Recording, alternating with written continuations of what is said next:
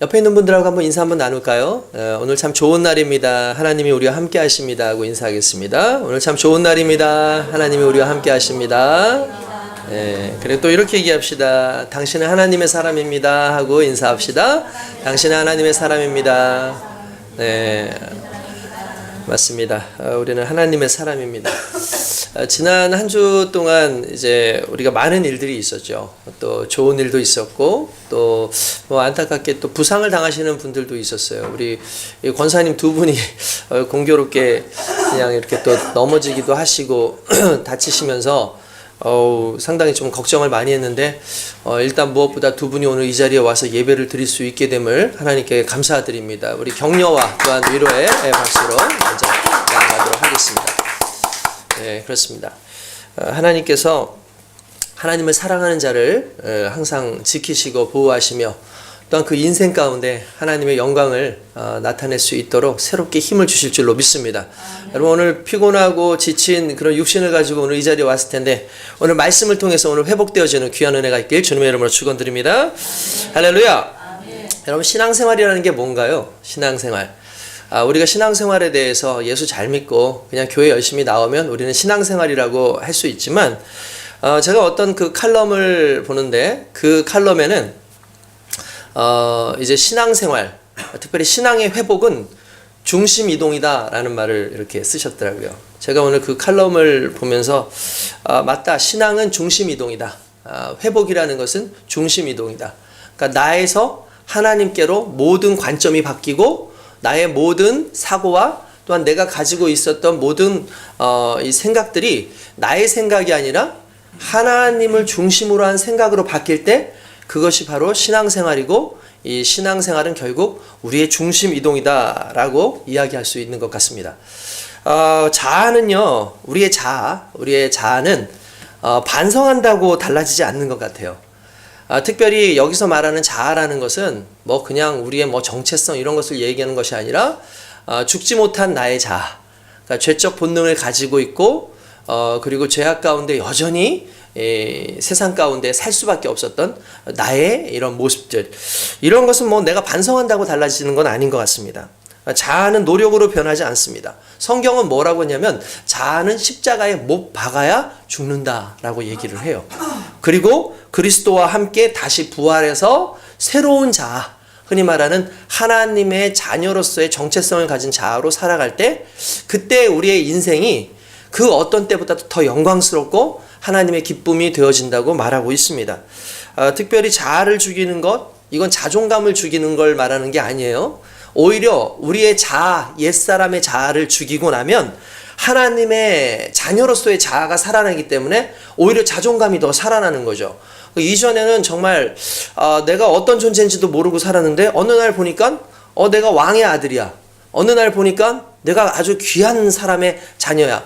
그걸 이제 깨닫고 나면 그 다음부터는 내가 그 왕의 자녀로서의 그 자존감을 가지게 되는 것처럼 마찬가지로 우리가 죄의 자녀로서 살아갔을 때에는 우리는 날마다 불행하고 뭔가 좀 침울한 그런 삶 가운데 있었는데 내가 하나님을 믿고 하나님의 자녀가 되는 순간 이제 하나님의 자녀의 자아를 가지고 살아가잖아요. 그러면 우리의 자존감이 살아요. 그래서 세상 가운데 살아가도 비록 돈이 없다 할지라도 내가 어떤 권력이 없다 할지라도 내가 지혜가 많지 않다 할지라도 내가 하나님의 자녀이기 때문에 갖는 그 자아의 정체성, 그것이 우리의 삶의 자존감을 만들어낸다는 거죠. 오늘 저와 여러분들이 그렇게 주님 앞에 살아가는 온전한 믿음의 사람들이 될 수 있길 주님의 이름으로 축원드립니다. 여러분, 이 자아가 죽어지기 위해서 또 나의 인생 가운데 내 안에 있는 하나님의 은혜가 나타나기 위해서 우리는 어떻게 보면 광야의 고난을 끊임없이 당하고 있는 줄 모릅니다. 여러분, 광야라는 게 왜 필요했을까요? 이스라엘 백성들이 애굽이라고 하는 그곳에서 탈출을 해서 그대로 가나안 땅에 들어갈 수도 있는데 하나님께서는 40년이라는 그 기간 동안 이스라엘 백성을 광야에서 이렇게 방황하게 하시는 어떤 그런 상황이 있으셨죠. 이게 단순한 고난일까? 그렇지 않다라는 거예요.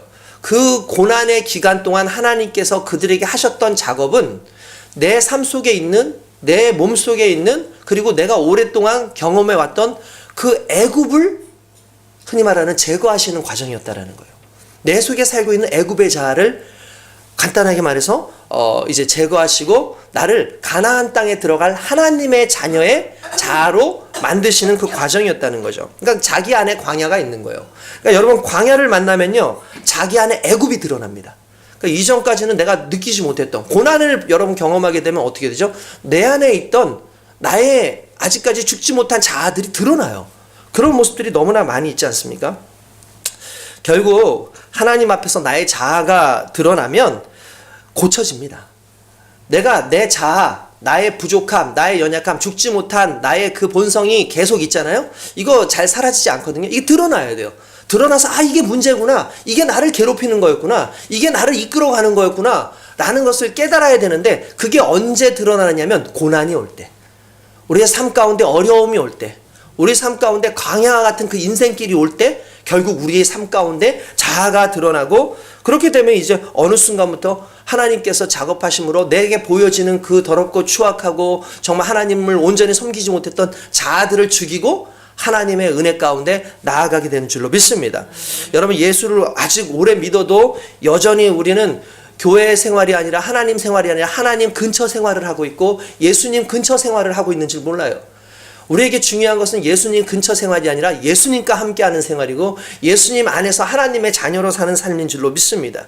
그렇게 우리의 자아를 죽이면 여러분, 우린 반드시 하나님께서 계획하시고 뜻하신 그 가나안 땅에 들어가는 그 은혜처럼 하나님께서 맡겨주신 그 십자가의 사건 안에, 구원의 사건 안에 들어가게 되는 줄로 믿습니다. 할렐루야. 아멘. 그렇기 때문에요, 여러분, 사람들은 평소 모르지만 두 가지를 보면은 내 신앙의 모습을 좀 발견할 수가 있어요. 다시 말하지만 첫 번째는 일단 아까 전에도 말한 것처럼 고난의 때입니다. 고난의 때에 자신이 드러납니다. 평범한 일상에서는 솔직히 내가 어떠한 신앙인인지 잘 드러나지 않아요. 그냥 열심히 교회 나오는 것 같고 뭐 특별한 문제 없는 것 같습니다. 근데 고난의 때가 되면 어쩔 수 없이 우리 속에 표독함도 드러나고 다급함도 드러나고, 고난의 때가 오면 사람들은 이기적이게 돼요. 어려운 상황이면 내가 먼저 살아야지 라는 그 마음이 자연스럽게 오게 되는 걸 알 수가 있습니다. 예전의 일이었습니다. 어떤 형제가 그 11조를 좀 내는 생활을 했었어요. 11조를 어느 날 그 1년 전부터 11조를 냈었는데, 그 친구가 다음 달에 직장을 관두게 됐어요. 직장을 관두게 되니까 일단 월급은 받았는데 다음 달이 걱정이 되는 거예요. 어떡하지? 나 이제 직장을 이제 관두게 되는데 어떡하지? 고민을 한 거예요. 근데 헌금을 안 할 수는 없으니까 11조를 내지 않고 그냥 만 원을 이렇게 해가지고 봉투에 넣었어요. 그래서 저는 뭐 그럴 수 있다, 충분히 뭐 그럴 수 있지 않나 라고 생각하고 신경을 안 썼는데, 제가 그 친구를 위해서 기도하는데 마음 가운데 이건 단순히 어떤 11조 이런 문제가 아니라 이 친구를 내가 대화하면서 뭔가 이 친구하고 영적인 좀 뭔가를 좀 해결했으면 좋겠다라는 마음이 강하게 오는 거예요. 그래서 제가 그 친구를 불렀어요. 그러니까 그 친구가 이야기를 해주는 거예요. 내가 이렇게 해서 직장을 관두게 됐는데, 나는 뭐 물어본 것도 아닌데 직장을 관두게 됐는데 내가 이렇게 하니까 마음이 막 불안하고 해서 당장에 다음 달에 내가 어떻게 살까라는 생각이 나다 보니까 11조라는 게 결국은 10분의 1을 내는 거니까 큰 거잖아요, 어떻게 보면은 그 친구에게. 그래서 자기가 이 부분에 대해서 고민이 많아서 그래도 하나님 앞에 예배는 드려야 되고 드려야 될 건 드려야 될 것 같아서 그렇게 헌금을 했다라고 자기가 술술 얘기하는 거예요. 그래서 제가 이 친구한테 그런 얘기를 해줬어요. 지금까지 지키신 하나님을 믿느냐? 예, 저는 하나님을 믿습니다. 그러면 내일을 지키시는 하나님을 믿느냐? 순간 좀 주저주저해요. 그 순간에 제가 그렇게 얘기했어요. 내일을 지키는 하나님을 믿지 못하면 오늘의 하나님을 제대로 믿는 게 아니다. 내일을 지키시는 하나님을 믿고 그 하나님께 나아가길 원한다. 혹시라도 너의 삶에 문제가 생긴다 할지라도 하나님을 믿고 하나님 앞에 너의 인생을 드리라고 그렇게 얘기를 합니다. 그러니까 이 친구가 상당히 기뻐하면서 감사하면서 알겠습니다 하고 돌아갔어요. 그래서 그 친구가 어떻게 됐을까요? 다음 주에 11조를 드린 게 아니라 아예 그냥 저기 온라인으로 그날 저녁에 11조를 드린 거예요. 제가 뭐 11조를 내라 마라 그렇게 얘기한 것도 아니에요. 근데 그 친구가 뭐라냐면은 자기가 실수한 것 같다. 문자를 썼어요. 목사님, 제가 실수한 것 같아요. 제가 얄팍했어요. 라고 얘기를 해요. 그러면서 문제 앞에서, 고난 앞에서 자기가 드러났다는 거예요. 문제가 생기니까 자기의 믿음이 드러났대요. 자기는 나름대로 믿음 생활 정말 잘한다고 생각했고 신앙생활 열심히 했다고 생각을 했는데 문제가 터지니까 자기의 어떤 삶 가운데 두려움과 불안함과 신앙의 자세가 아닌 모습이 그대로 드러나더라는 거예요. 제가 그래서 기도해주고 그리고 그 친구가 그날 회개하면서 하나님 앞에 온전히 서겠다고 얘기를 합니다. 다음날 전화가 왔어요. 뭐라고 전화냐면 목사님 저 일할 곳이 생겼습니다. 그러면서 게다가 이전에 일했던 곳에 그 사장님이 저녁에 일할 수 있는 자리를 또 마련해 주셨다는 거예요.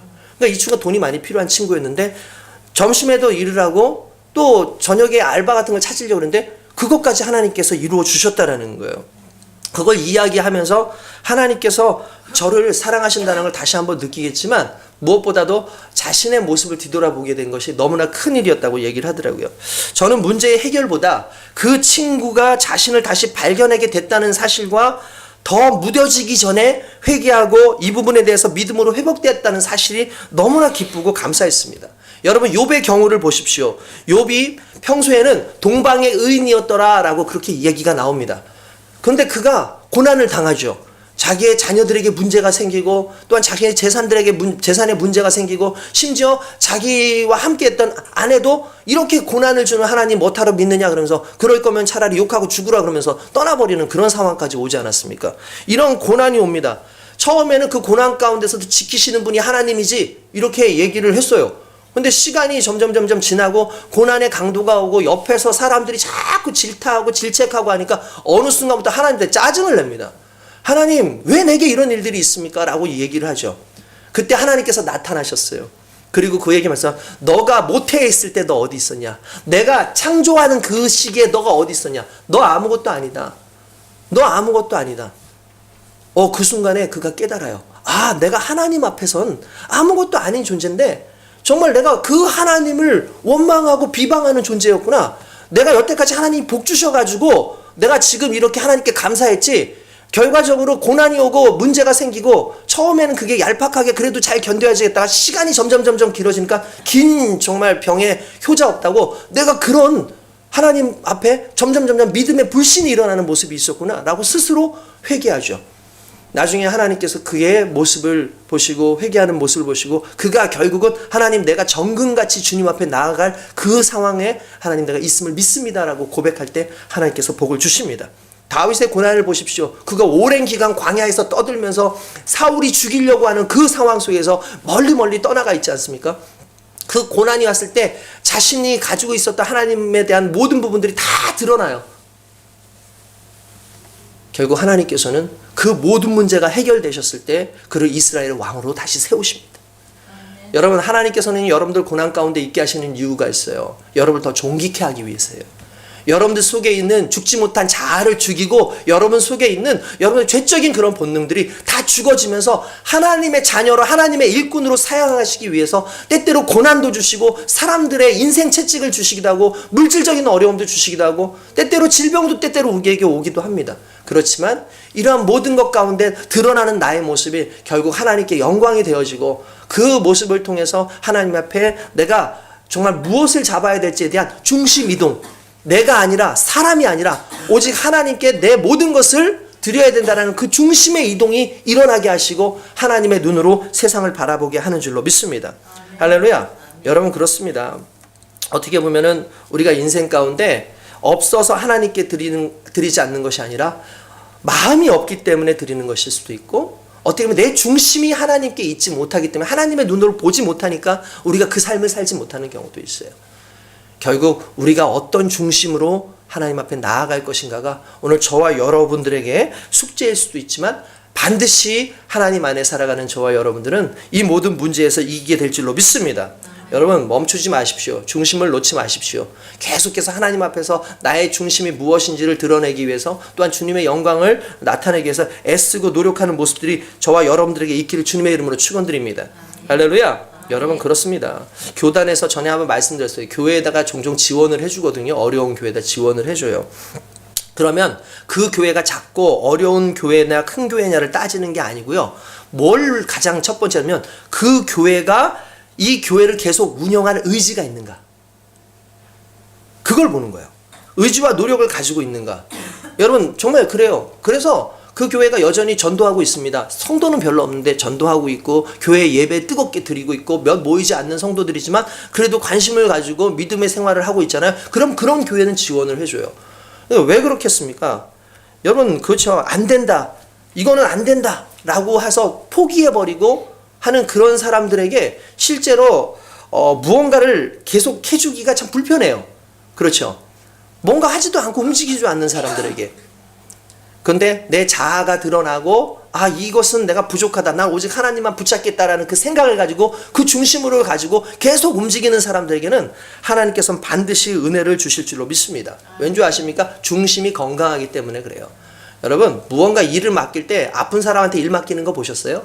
안 맡기죠. 누구에게 일을 맡깁니까? 건강한 사람에게 일을 맡기죠. 여러분들의 인생을 하나님께서 쓰시기 원한다면 여러분들의 중심이 건강해야 돼요.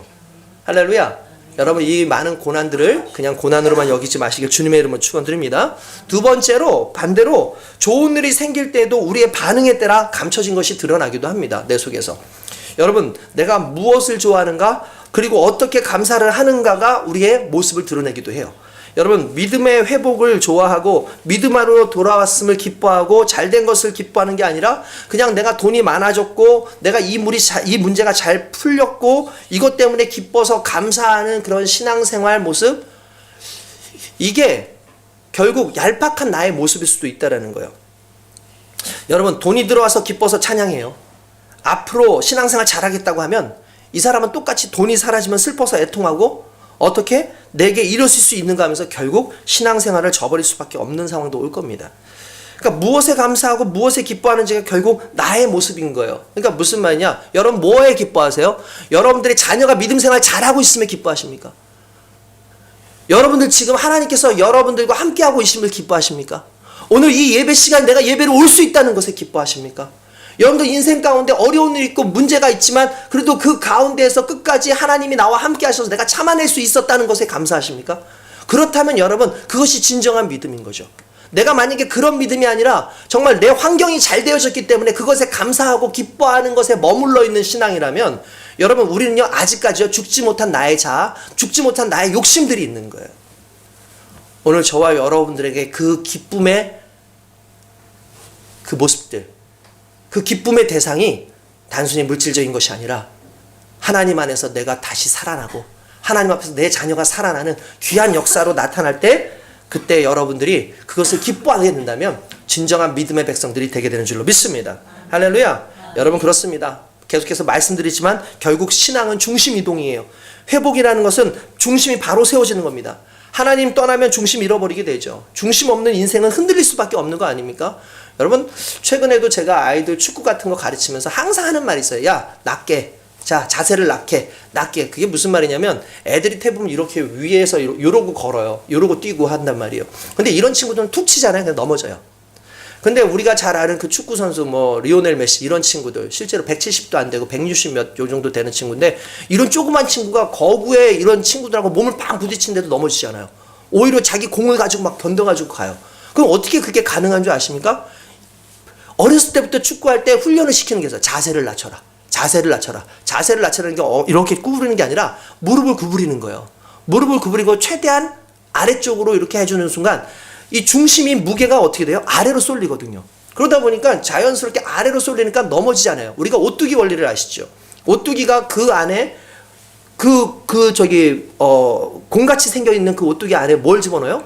추를 넣어요. 그럼 추를 넣으면 얘를 아무리 굴려도 일어나요. 이유가 뭡니까? 중심이 낮게 있기 때문에 그런 거예요.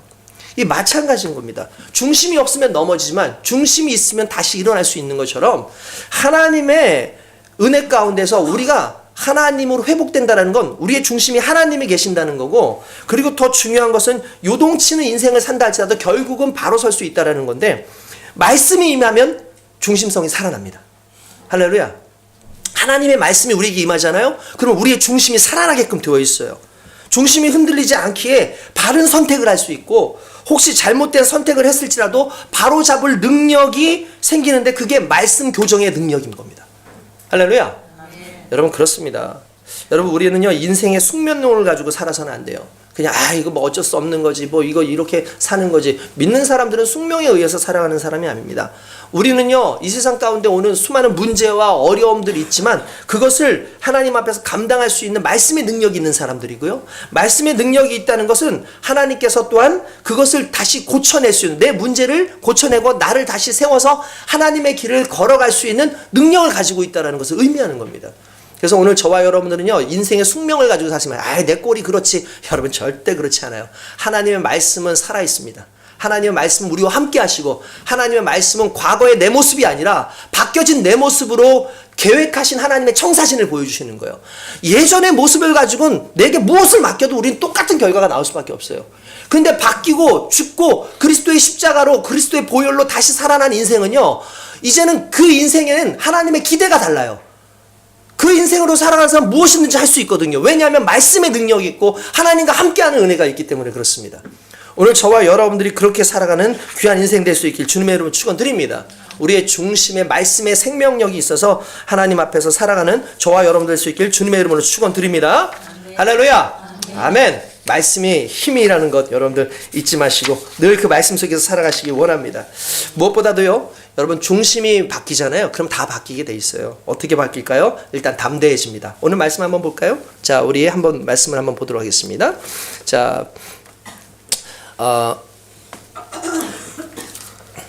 19절 한번 읽어볼게요. 자, 그러므로 형제들아, 우리가 예수의 피를 힘입어 성소에 들어갈 담력을 얻었나니 라고 되어 있어요. 그죠? 여러분, 그렇습니다. 그리스도 예수께서 우리 안에 주인이 되어주시고 그분이 우리의 중심이 되어주시고 그분의 십자가의 능력이 우리에게 임하는 그 순간에 우리는 하나님 은혜 가운데에서 주님 앞에 나아갈 담력을 얻게 되는 겁니다. 할렐루야. 아멘. 여러분, 그렇잖아요? 네, 그렇습니다. 우리는요, 자아를 버리지 않으니까 항상 두려워요. 왜? 어떤 자아이기 때문에? 죄의 자아이기 때문에, 죄적 자아이기 때문에. 구원을 받았음에도 불구하고 여전히 나의 자아는 옛사람의 자아를 가지고 있게 되기 때문에 항상 하나님 앞에서 서기가 부끄러운 거예요. 죄 지은 아담은 하나님 앞에서 두려워합니다. 보혈의 피를 의지합니다. 더 이상 쫄지 않죠. 여러분, 하나님 앞에 담대해집니다. 임재를 누구나 좋아하는 건 아니에요. 여러분, 하나님의 임재를 누구나 좋아하는 거 아니에요. 왜 그런 줄 아십니까? 여러분, 이 순간에 하나님께서 여러분들 앞에 딱 나타나셨다라고 했을 때 여러분, 과연 기뻐할 수 있는 사람이 얼마나 될까요? 두 가지일 거예요. 어떤 사람은 칭찬하시는 하나님을 기대할 겁니다. 그런가 하면은 어떤 사람은 오늘 나의 죄의 문제를 가지고 심판하시는 하나님을 기대할 수도 있을 겁니다. 여러분, 오늘 하나님께서 이 자리에 딱 오셔가지고 여러분들을 만날 때 하나님을 기쁨으로 만날 수 있는 사람은 누굴까요? 여러분, 혹시 하나님이 이 자리에 하면 여러분들 두렵지 않겠습니까?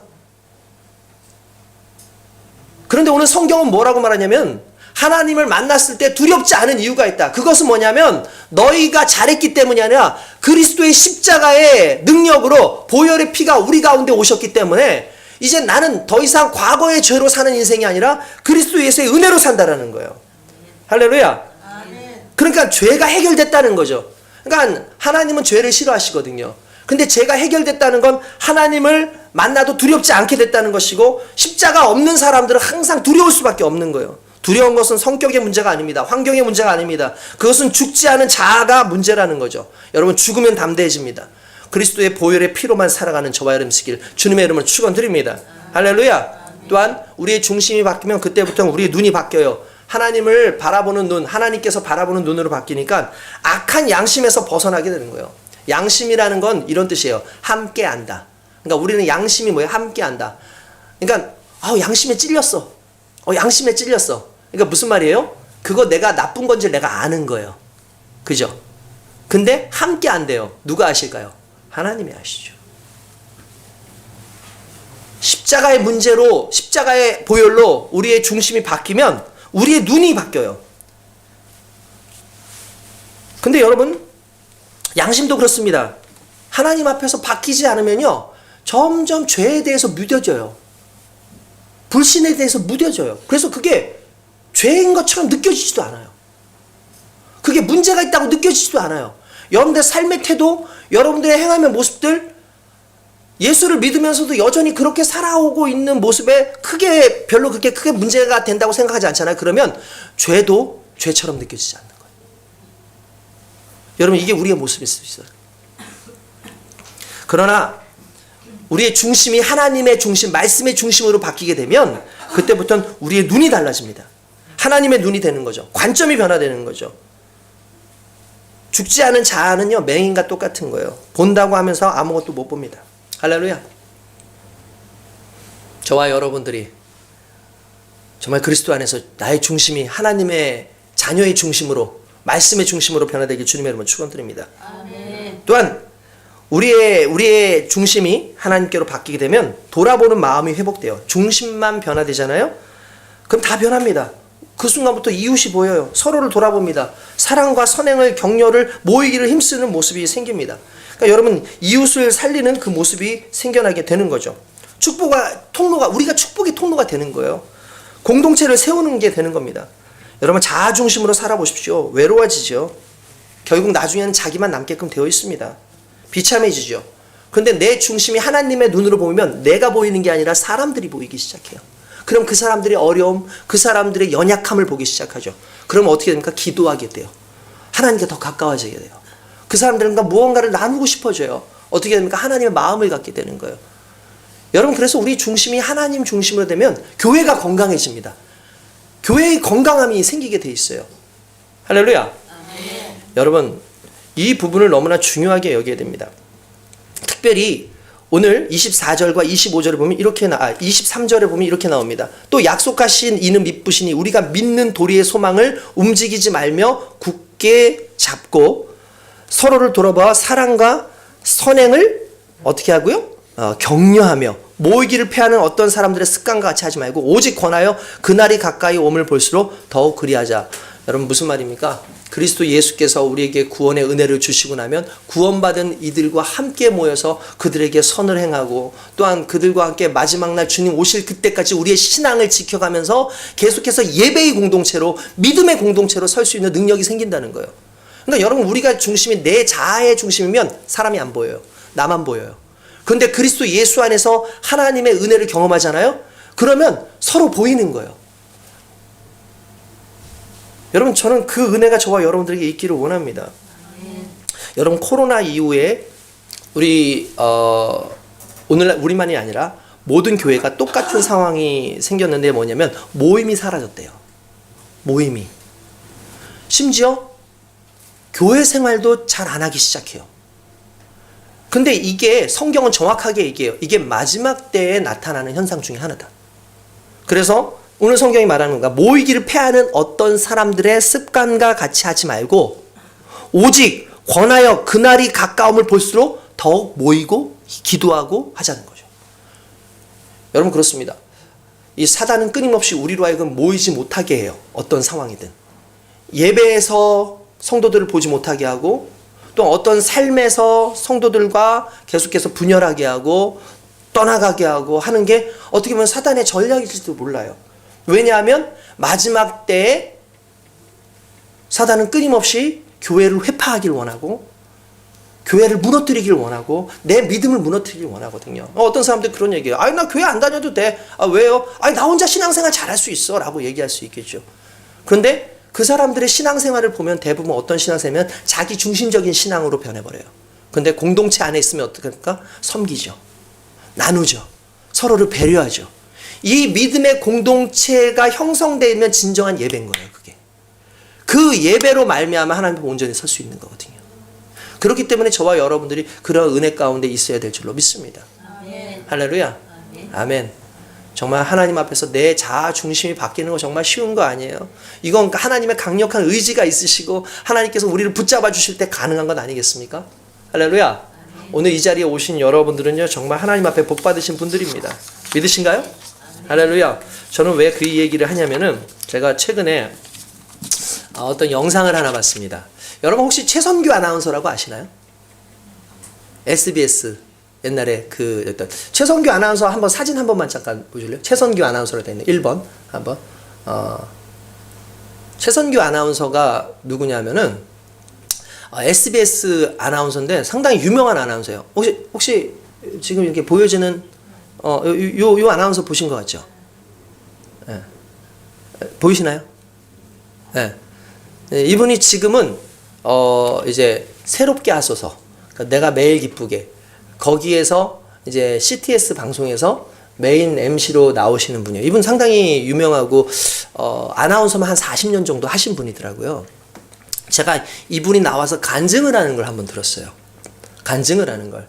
근데 제가 그 간증을 보고 놀란 게, 저는 이분이 그냥 가끔씩 CTS 이렇게 기독교 방송에 나오기 때문에 그냥 잘 나오는 사람인가 보다, 이게 신앙생활 잘하는 사람인가 보다만 생각을 했지, 이 사람에 대한 뭐 과거 어떤 삶을 살았는지 전혀 모르잖아요.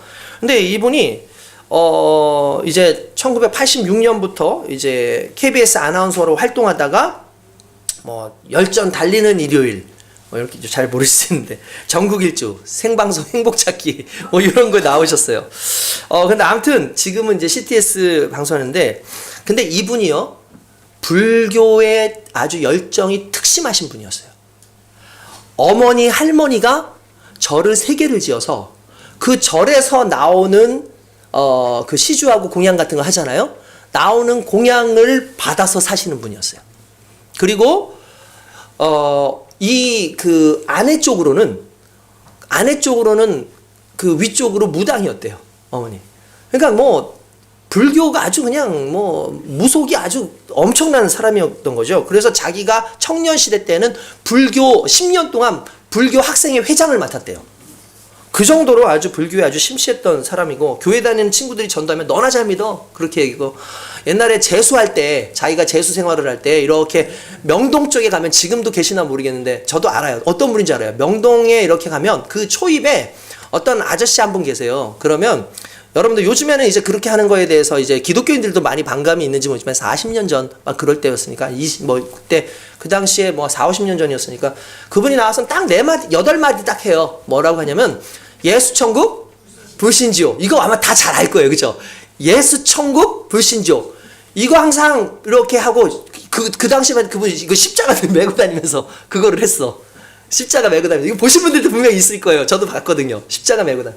그러니까 이 사람이 친구들하고 어울려서 재수생 때, 이도 안 그래도 뭐 기분도 안 좋고 뭐 재수도 해야 되니까 힘들기도 하고 술 한잔 딱 먹고 와가지고 하면서 뭐 예수구원 뭐 이런 얘기하니까 그냥 십자가를 내려치면서 자기도 구원 못하면서 지금 뭐 하는 짓이냐고 막 그러면서 너부터 구원하라고 막 그렇게 소리를 지르고 했다라는 거야. 그러니까 자기가 지금 나중에 예수를 믿고 난 다음에 자기가 항상 회개하는 게, 자기가 십자가를 때렸다고 자기가 십자가를 때렸다고 막 그 얘기를 이제 하는 거예요. 근데 어쨌든 그 사람이 예수를 안 믿어도 자기는 잘 살 수 있다 라는 생각을 가지고 있는데, 아닌 게 아니라 진짜 잘 살아요. 딱 그 KBS 아나운서가 돼가지고 아주 그냥 자기 그냥 평탄대로를 막 달리고 있는 막 그런 상황이었어요. 뭐 자녀도 낳았고 뭐 특별하게 크게 문제도 없이 너무나 잘 살고 있는 그런 때였다고 얘기합니다. 그런데 어느 날 어떤 문제가 생겼냐면, 하나님께서 어쨌든 그 가정에 경사스러운 하나의 일은 있었는데, 뭐냐면 딸이 태어난 거예요. 그게 딸이 태어났는데 그 집이 딸이 귀한 집이었어요.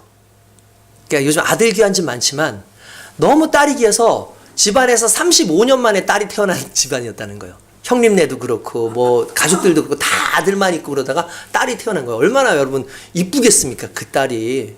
정말 너무 이쁜 거죠. 너무 사랑스러우고 이쁜 딸이었어요. 항상 집에 가면 아빠 하면서 막 이렇게 하는 거.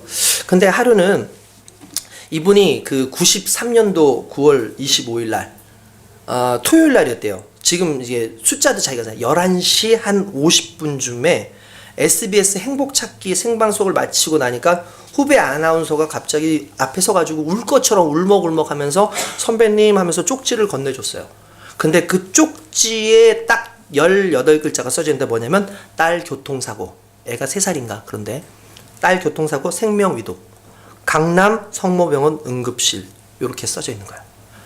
큰일이 났다 싶어서 사무실에 전화하는데 아버지가 받으셨어요. 이유가 뭐냐면 이런 거였어요. 딸이 어떻게 된 거냐면, 아이가 뒤에 있는데 한 9시경에 애가 이렇게 됐는데, 누가 2.5톤 트럭이 이삿짐을 싣고 이렇게 오다가 뒤를 못 본 거예요. 그래서 그냥 지나간데 애를 밟고 지나간 거야. 쿵 하고 도는데 근데 이 사람이 이게 뭘 잘못 밟았나 해가지고 다시 앞으로 뚝 나간 거예요. 와, 그냥 깔고 넘어간 거죠.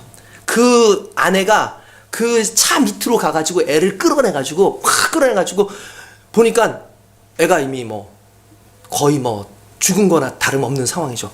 얘를 데리고 병원으로 갔는데 그게 강남성심병원이에요. 우리 그 여기 근처에 있는 강남성심병원으로 간 거예요.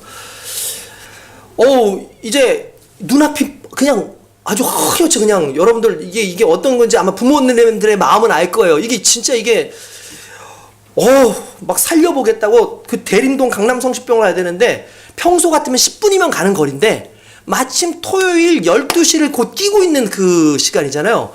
여러분들 운전해 보신 분들은 아실 겁니다. 이 지역에 영등포 로타리, 여의도에서 영등포 로타리를 가지고 가면은 최소 1시간입니다. 그 로타리로 빠져가지고 가려고 하는데 와 진짜 그 1시간 동안을 그 안에 있는 동안에 그 아나운서가 안에서 거의 사색이 돼가지고 막 아무런 생각도 안 나오고 가야 되는데 차는 너무 많고 막 원망이 나오더래요. 막 화가 나는데 근데 그 순간에 자기가 한 번도 불러보지 않았던 이름 하나님, 그냥 하나님 살려주십시오. 하나님 살려주십시오. 우리 딸 진짜 살려주십시오. 심지어는 뭐라고까지 했냐면 하나님 내가 대신 죽어도 좋으니까 우리 딸 살려주십시오. 자기가 믿지도 않는 하나님. 아니 불교 신자인데 정말 한 30년을 넘게 불교 신자였으면 제일 먼저 나와야 되는 게 뭐였겠어요? 그렇죠. 부처님이어야 될 거 아니에요. 근데 이 사람이 순간 하나님이라는 말밖에 안 나오더라네요. 하나님 살려주십시오. 하나님 살려주십시오. 내가 하나님 살려만 주시면 내가 어떤 일 다 하겠습니다. 하나님 살려만 주시면 내가 어떤 일도 다 하겠습니다. 라고 그렇게 하고 병원에 갔는데 1시간 뒤늦게 병원에 갔는데 애가 누워있는데 하얀 천을 덮어놨더래요. 여러분 이게 무슨 의미인지 아시죠? 애를 하얀 천으로 덮어놓은 거예요. 그러니까 죽었다는 거예요. 그냥 죽은 거예요. 이 아버지가 가가지고 그냥 이 천을 딱 했는데 보니까 애가 숨도 안 쉬고 이미 죽었어요. 보니까 애가 이미 시신이 돼가지고 차가운 거예요. 근데 이제 넋이 나가니까 이 애를 딱 끌어안고 혜원아, 이름이 혜원인데 혜원아 아빠 왔어. 빨리 일어나봐. 눈 떠봐. 아빠 왔어. 빨리 일어나봐 라고 얘기했는데 아빠가 너무 늦게 왔지 미안해 하면서 이 애를 집에 가자 우리 집에 가자 하면서 애를 안고 병원 복도를 계속 한 30분을 넘게 계속 막 절규도 했다가 갑자기 막 실성한처럼 막 웃기도 했다가 막 이러니까 괜찮아 아빠 왔어 안 무서워 하면서 막 울면서 하나님 살려주세요. 자기는 뭐든지 막 이렇게 하는데 갑자기 애가 약간 온기가 오는 것 같더래요. 약간 따끈따끈한 느낌이 있는 거예요. 그러니까 얘가 안 죽은 거 아니야? 그래서 사람들을 불렀대. 간호사들 막 바쁘게 하는데 빨리 오세요. 우리 애 안 죽었어요. 우리 애 살았어요. 도와서인데 근데 중요한 건 그 많은 의사가 있고 간호사인데 한 사람도 오질 않더래요. 왜 그런지 아시죠? 이 사람 미쳤다. 이 사람 정신병자다라고 생각을 한 거예요. 그래서 빨리 좀 와서요 하는데 아무도 안 오는데 이게 보니까 또 애가 살아있는 것 같지도 않아. 그러면서 막 너무 마음이 아파가지고 칵 했는데 애가 갑자기 뭔가 까딱까딱 하더래요. 몸이 이렇게 움직이더라는 거야. 막 이렇게 부르르 떨리는 어떤 모습도 있어. 그래서 근데 애가 이렇게 고개를 살짝 드는 것 같은데 뭐가 칵칵칵 이러더라는 거예요. 그래서 순간적으로 얘가 목에 뭐가 걸렸나 보면서 자기가 손가락으로 애 목 안에 이렇게 넣어가지고 이렇게 하는데 시뻘건 피하고 그냥 검은 피하고 뭉쳐가지고 밤톨 많은 게 이렇게 있는데 이렇게 툭 꺼내니까 애가 숨을 슉 하고 쉬더라는 거야. 그 순간에. 와, 이게 놀래가지고 이렇게 애를 이렇게 하는데 혜원아 하는데 애기가 정말 목이 서는 말이로 아빠 우리 아빠지 하면서 이렇게 소리를 내더라는 거야. 그 순간에 빨리요 하고 소리를 막 하니까 애 지금 말해요 하니까 그때는 이제 사람들이 와서 보는데 진짜 애가 막 움직이기 시작하니까 그때 엑스레이, CT, 뭐 신전동원서 딱 검사를 다 해가지고 해서 애가 중환자실에 들어갔어요. 근데 얘가 살 수 있을 거라는 보장은 없는 거예요. 어떻게 뭐 충격에서 살아났나? 2년간을 중환자실에 있었는데 2년 만에 하나님께서 그 아이를 태어나게 하셨어요. 첫날에 그때 그 한 친구가 와서 말을 하길래 야, 나 실은 오늘 이런 일이 있었어. 나 하나님 누군지도 모르겠는데 하나님 우리 딸 살려만 주시면 내가 당신 시키는 일 다 하겠다고 얘기했다 그랬더니 그 친구가 교회 다니는 친구였냐면 야, 너 그게 뭔지 알까? 서원기도야. 서원기도 서원기도는 반드시 지켜야 돼.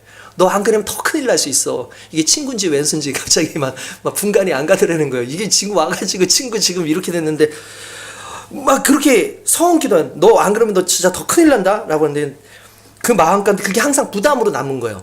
예수님도 모르겠고 누군지도 모르겠는데 어쨌든 그게 부담은 됐는데 어쨌든 교회는 나가겠다는 생각이 들었대요. 그래서 아는 그 형님이 그 자기 선배가 어디로 데려냐면 사랑의 교회.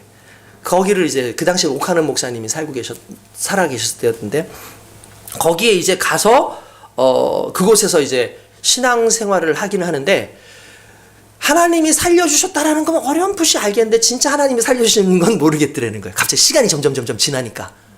여러분 그런 거 있잖아요. 그 순간 분명히 하나님 살려주셨어요. 애가 죽었단 말이에요. 진짜 봐도. 근데 시간이 지나니까 우연의 일치 아니야? 이거 이렇게 된 거 아니야? 라는 그런 마음이 점점 오는 거죠. 그런데도 한 가지 마음. 야, 너 그거 서원기도야. 열심히 안 하면 안 돼. 하니까 교회는 나가는 거야. 교회는. 그래서 교회를 빠지지 않았대요.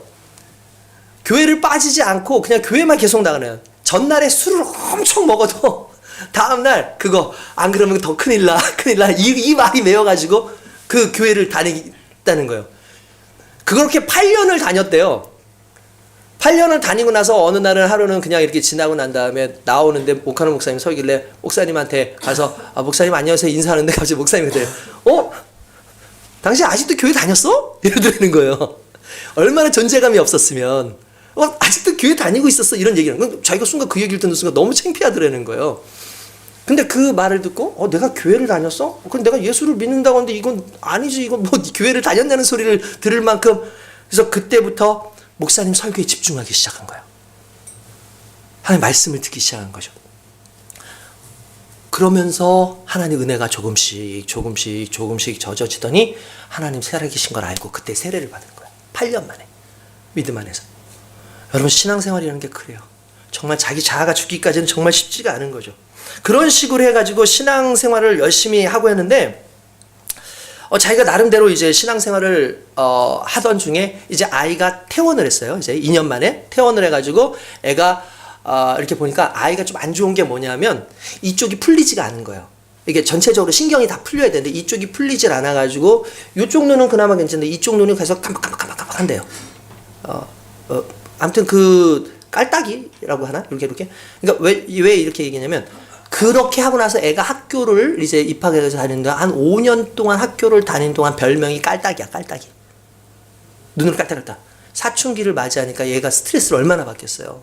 스트레스도 받고 그러니까 결단을 한 거예요. 무슨 결단이냐면 도저히 안 돼. 이 한국 문화는 그런 거에 이런 거니까 그때 캐나다 밴쿠버로 딸하고 아들을 조기 유학을 보내는 거예요. 그 엄마도 보내요. 그러니까 이제 자기가 20년 동안을 기러기로 살았더라고요. 기러기 아빠로 살았더라고요.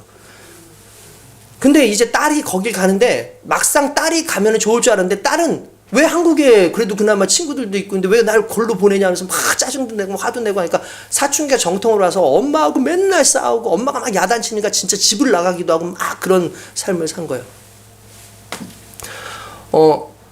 그런 삶을 살고 그렇게 하니까 이 아빠가 가도 애가 뭐 반항만 하고 막 그러는데 이제 집에 들어와서 또 있는데 이 친구들이 갑자기 그러더라고요. 그러니까 친구들이 툭 하면 4시에서 뭐 한 5시 정도만 되면 항상 부른대요. 친구들이. 왜냐하면 기러기 생활 오래 한다고 너 불쌍하다면서 술 사주면서 술을 막 먹으면서 또 이렇게 생활도 하고 막 이렇게 한 거죠. 막 속상하기도 하고. 그런데 어느 날 금요철야를 이제 자기가 갔는데 어느 날 이제 보통 1시 정도에 이제 저녁 늦게 끝나니까 이제 집에 오는데 오면서 그날따라 계속 기도를 하고 싶더라는 거예요. 기도를 했는데 계속 기도를 하는데 하나님 우리 딸 좀 도와주세요. 하나님 우리 딸 좀 고쳐주세요. 하나님 우리 딸 좀 정상적으로 만드세요. 애가 좀 사춘기 지금 정통으로 맞았는데 하나님께서 좀 인도해주세요. 막 이러면서 막 기도를 하면서 오는데 막 부탁을 하는 뭔가 바라는 기도를 하는데 갑자기 기도하는데 말씀이 오더라는 거예요. 뭐냐면 선교야. 너는 맨날 나한테 해달라는 것 마냥. 근데 너 나한테 뭐 해준 거 있냐라고 하시더라는 거예요, 그날. 그래서 깜짝 놀랐대요. 아니, 온 세상 만물의 주인이시고 주관이신데 뭐가 부족해서 저한테 지금 해달라고 저한테 뭔가를 요청하십니까? 라고 얘기를 그렇게 했다는 거예요. 원하시는 것을 말씀해 주세요, 하나님. 딱 그렇게 얘기하니까 갑자기 하나님께서 딱 세 글자 주세요. 술 끊어. 술 끊어! 진짜 청천벽전 술 끊어. 와, 지금까지 자기가 한 발은 교회에 넣고 한 발은 세상에 놓고 있고, 그래서 그는 기러기 아빠이기 때문에 자기를 위로한답시고 선후배 사람들이 오후 4시에서 5시면 전화를 하는데, 야 저녁 먹자. 저녁 먹으면 술을 그렇게 진탕 먹고 위로해주고 하는데 그게 위로가 별로 되지는 않는데, 어쨌든 하나님께서 갑자기 야 술 끊어, 딱 그 순간을 딱 얘기하는데, 솔직히 그의 집안이요 전통적으로 술이 센 집안이래요. 그러니까 하나님 진짜 원하시면 내 힘으로 못 끊겠습니다. 하나님께서 제가 끊어봤자 길어봤자 일주일이더라고요. 그러니까 하나님께서 저를 끊게 해주시든지 그럼 제가 순종하겠습니다. 그런데 그러면서 뭐라 그러면, 제가 먼저 전화할 테니까 앞으로는 친구들이 저한테 전화하지 않게 해주세요, 술 먹자고. 근데 놀랍게도 그 다음부터 전화가 안 오더래요. 그리고 난 다음에 하나님께서 은혜를 주셔서 일주일 만에 술을 끊고 나서 지금까지 술을 안 먹는다는 거예요. 그냥 술을 끊은 거예요. 그러면서 또 갑자기 하나님 그러시더래요. 성규야 잘했다.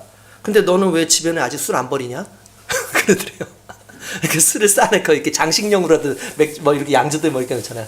그거를 어떻게 하나님 그것까지 다 아시고 그렇게 하시나 싶어가지고 가서 그걸 다 한 20병 정도가 있더라는 거예요. 그거 다 꺼내가지고 다 하고 그 다음부터는 되지를 않았다는 거예요. 그러다가 그런 상황에 어느 날 이분이 세례 받기도 전에 집사였어요. 사람들이 자꾸 그렇게 불렀대요. 집사님이잖아요. 오래 다니니까 집사님인 줄 알고. 그런데 이분한테 어떤 목사님이 딸 그 이야기를 듣고 나서 우리 교회에 와서 간증 좀 해주세요 라고 얘기를 했대요. 근데 그 교회 규모가 어떠냐면, 일반적으로 이런 연예인들 부르면 여러분 100명 단위 이상 가야 되는 교회들 많이 부르잖아요. 교회 딱 개척교회고 이 사람 저 사람 다 끌어모아도 한 30명도 안 되는 어쨌든 그런 교회였던 거예요. 좀 와서 한번 좀 같이 좀 이렇게 참석을 하셔가지고 이렇게 또 간증도 해주시면 좋겠다 그래서 간증하러 딱 갔는데, 간증을 하고 나서 앉아가지고 기도를 하는데, 와, 이전까지는 전혀 몰랐는데 기도하는 그 순간에 하나님을 만난 거예요. 성령의 충만함이 막 오더니 자기의 모든 죄를 다 회개하기 시작하고 1시간을 넘게 울면서 펑펑펑펑 우는데 그 순간에 방언이 터진 거예요. 이전까지는 8년간 신앙생활을 했어도 자기가 예수가 누군지도 몰랐고 어떻게 구원을 받은지도 몰랐고 하나님의 은혜가 뭔지도 몰랐는데, 하나님께서 술 끊어! 모든 걸 끊어내기 시작하고 내 안에 순종하겠습니다 하고 순종을 선택하고 내가 사람 보지 않고 하나님 원하시는 대로 하겠습니다 해서 그 사역에 몸을 맡기고 기도하는 순간에 자기가 그렇게 됐는데, 그 목사님하고 그 사모님하고 함께 와서 막 함께 기도를 해준 순간 방언이 터지고 막 자기 하면서 그때 인생이 바뀐 거예요. 완전히.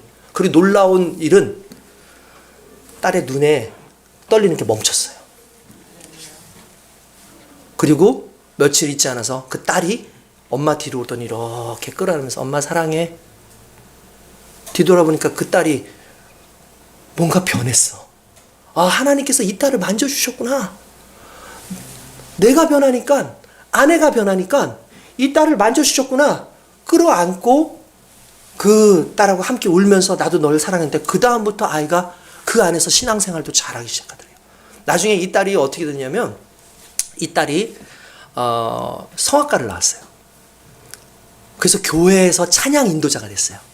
그리고 뭐가 됐냐면 그 딸이 스튜어디스가 된 거예요. 스튜어디스가 돼가지고 오랫동안 활동을 하고 지금은 이제 그 뭐라 그러죠? 비행기를 타지 않고 그걸 뭐라 그럽니까? 아무튼 그 땅에서 근무하는 그런 근무를 한다는 거예요. 제가 사진 한번 보여드릴까요? 그 딸 한번 궁금하잖아요. 우리 딸이 어떤 딸이냐면, 그냥 연속해서 보여주세요. 그냥 연속해서. 자, 그냥 옆으로 보내면은 갈 거예요, 아마. 이분이 65세가 넘었어요. 지금은 나이가. 보여지나? 요게 원래 딸이었어요. 여기 지금 애기 나오죠? 저 사진 보지 마시고 이쪽 사진에. 요게 원래 딸이었어요. 애기였을 때 저렇게 하고 또 이렇게 요게 딸하고 아내하고 어렸을 때 찍었었던 사진. 그리고 다음 건 또 보면은 딸이 이쁘게 생겼어요. 이렇게 엄마랑 이제 찍은 거예요. 조금 커서. 이때까지도 아주 깔딱깔딱 거리면서 그랬죠. 그런데 그 딸이 어떻게 됐냐 하면은 요게 지금 그냥 일단 사진이고 넘어가서 이제 딸 큰 근황이라고 돼 있을 거야. 딸 근황을 보면은 이렇게 변했어요. 딸이에요. 지금은 건강하게 지금 이제 아들까지 낳아가지고 지금 살아가거든요. 보이시죠 옆에 이 사람 말고 딸. 지금은 이렇게 해서 정말 교회에서도 너무 신앙생활 열심히 하고 믿음 안에서 잘 자라고 있어요. 이 분이 언젠가는 그런 얘기까지 했대요. 자기가 이제 바뀌었으니까 소문이 돌았대. 뭐라 하면 하루는 후배들이 오더니 선배님 뭐 신학대 다니신다는 얘기 있던데 목사님 되실 거예요? 그렇게 얘기하더래. 근데 실은 신학대를 다니거나 그런 것도 아닌데 이분이 그 다음부터 신앙생활을 너무 열심히 하니까 자기가 이제 나 신학대를 한번 들어가 볼까? 나 목사가 한번 돼볼까? 이런 얘기를 했나 봐요. 그러다가 어느 날 이제 오카노 목사님하고 식사를 할 기회가 있었대요. 왜냐하면 이제 무슨 집회 같은 거 하는데 이분이 아나운서니까 그 MC 같은 걸 해주면 좋잖아요. 그 교회 큰 행사에 MC를 하고 나서 행사가 끝나고 나서 이제 목사님이 그 한번 식사 같이 한번 내가 대접을 했으면 좋겠다. 우리 고생하신 분들 해서 불렀다는 거예요. 불러가지고 식사를 이렇게 대접하는데 마침 딱 그 목사님이 앞에 있어가지고 그런 얘기를 했대요. 뭐라고 얘기를 하면 목사님 왜 그러냐 했더니 제가 신학을 좀 하면 어떨까요? 어떻게 생각하세요? 라고 물어봤대요. 그러니까 목사님이 아무 말도 안 하시더래요. 그냥 그렇게 밥만 드시더라는 거예요. 아니 뭐 좀 뭔가 얘기를 해야 되는데 갑자기 이분이 그 오카노 목사님 알거든요. 그분이 이렇게 얘기해요. 목사는 아무나 하는 줄 알아? 이러더라는 거예요. 자존심도 상하고 목사는 아무나 하는 줄 알아? 그렇게 얘기를 하더라는 거예요. 그러니까 제가 마음이 좀 그런 거예요. 안 좋아요. 근데 채집사 하나님께서 채집사를 크게 쓰실 거야. 목사가 아니라도 채집사를 하나님께서 크게 쓰실 거야. 반드시 하나님께서 크게 쓰셔. 목사가 아닌 채집사로서 크게 쓰실 거야. 라고 얘기를 하는 거예요. 그러면서 나중에 이런 얘기를 하더래요. 목사, 그래, 한 3, 4년 열심히 신학 공부하면 할 수 있겠지? 근데 갑자기 뭐냐면, 근데 욕하는 목사님, 내가 3, 4년 공부해서 아나운서가 될 수 있을까? 이렇게 얘기를 하더라는 거야. 나는 못해. 근데 당신은 아나운서잖아. 하나님께서 당신에게 맡겨주신 게 있잖아. 당신의 달란트고 당신이 가지고 있는 능력이잖아. 그걸 하나님께서 쓰실 거야 라고 얘기를 하는데 그때부터 힘을 얻는데 마침 그때 CTS가 개국하는 때였고 갑자기 CTS에서 연락 와가지고 간증 프로그램인데 이거 저 진행을 해주셨으면 좋겠다 해서 이게 하나님께서 맡겨주신 사명을 해서 그 사명을 지금까지 감당을 하고 있더라는 거예요. 저는 오늘의 이 내용을 이야기하면서 뭐냐면 정말 하나님께서 부르시고 은혜를 주신 거 정말 은혜입니다. 여러분 이 사람이 무슨 수로 예수를 믿을 수 있었겠습니까? 이 사람이 무슨 수로 할 수 있겠습니까? 여러분 이 자리에 온 거요 하나님 은혜예요. 아멘. 여러분들이 무슨 수로 오늘 이 자리에 와서 예배를 듣고 오늘 복음을 듣고 그리스도 예수를 알 수 있겠습니까? 하나님 불러주신 겁니다. 그리고 우리의 옛사람의 자아가 죽고 하나님 앞에서 결단하고 내 인생을 하나님께 드리는 순간에 하나님께서는 우리의 신앙의 중심을 세우시고 우리로 하여금 하나님의 일을 온전히 감당하게 하실 줄로 믿습니다. 여러분 우리 예수 흔적교회 여기 있는 모든 성도들이 그러한 마음으로 그러한 삶으로 살아갈 수 있도록 오늘 여러분들 우리의 인생의 주인 되신 하나님 앞에 나의 중심을 세우고 살아가는 저와 여러분 되시길 주님의 이름으로 축원드립니다. 할렐루야. 기도하겠습니다.